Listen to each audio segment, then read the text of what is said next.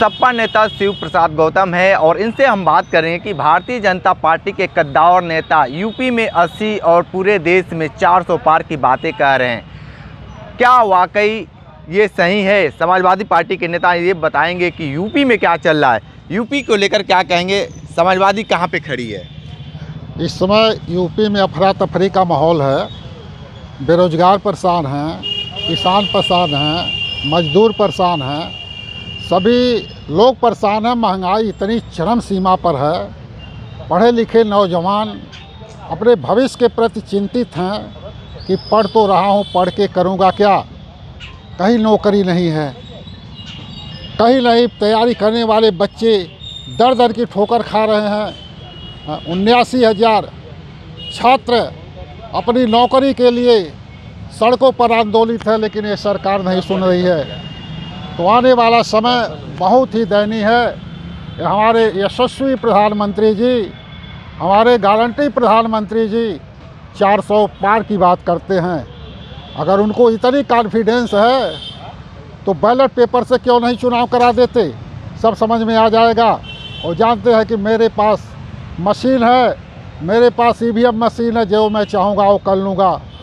पूरे सिस्टम अपने कब्जे में लेकर के, जिले से लेकर के, संसद से लेकर के, डीएम से लेकर के, सीएम से लेकर पीएम से लेकर के, चुनाव आयोग, जुडिशियल, मीडिया, सभी सिस्टम को अपने कब्जे में लेकर के आज हमारे प्रधानमंत्री जी ये दावा कर रहे हैं कि मेरी गारंटी है कि 400 पार मैं करूँगा।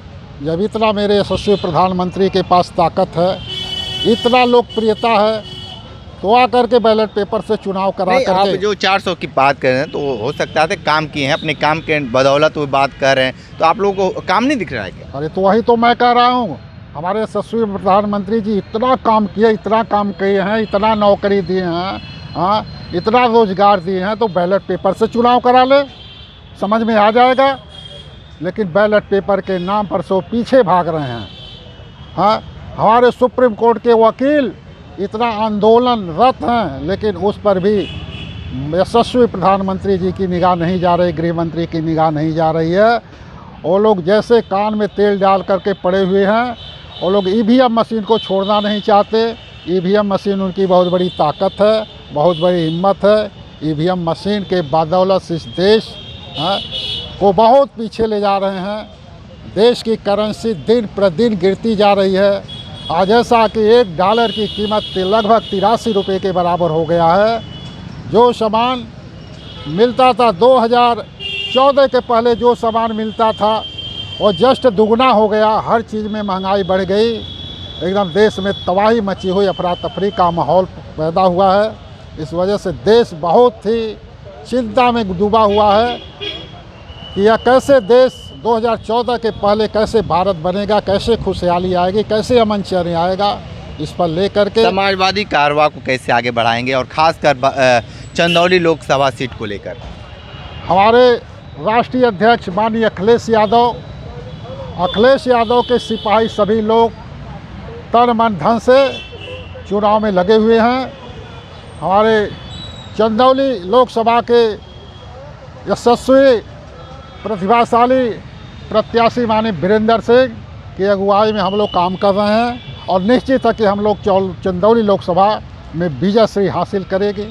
अगर यह कोई गड़बड़ी नहीं होगा तो ये वीरेंद्र सिंह को जीतने से कोई नहीं रोक सकता। महेंद्र पांडे की स्थिति क्या होगी? महेंद्र पांडे लगातार कह रहे हैं कि हम अपने क्षेत्र में, चंदौली की जनता हमें ही बुला रही है। माननीय सांसद जी, मंत्री जी,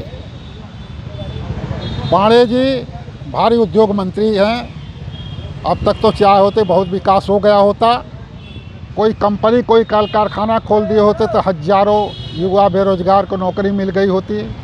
जब से चंदौली लोकसभा का प्रतिनिधित्व कर रहे हैं माननीय महेंद्र पांडे जी, एक भी काम नहीं किए।